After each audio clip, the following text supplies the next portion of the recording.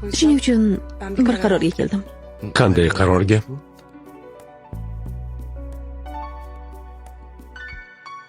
Munosabatlarimizni to'xtatishimiz kerak. Gaping to'g'ri. Boshida buni uddalayman degandim, ammo qayerdan bilay Sarp? Senda buni talab qilishim nohaqlik deb o'ylayman. Davom ettiraver, to'g'ri gaplarni gapirayotganding. Fikrlarimni tasdiqlayotganingga qaraganda, seni munosabatlarimiz tugashini istayapsan. Sen menga kelganimdan beri ayriliq qo'shig'ini aytyapsan, shundaymi? Bo'pti, unda hammasi tugadi.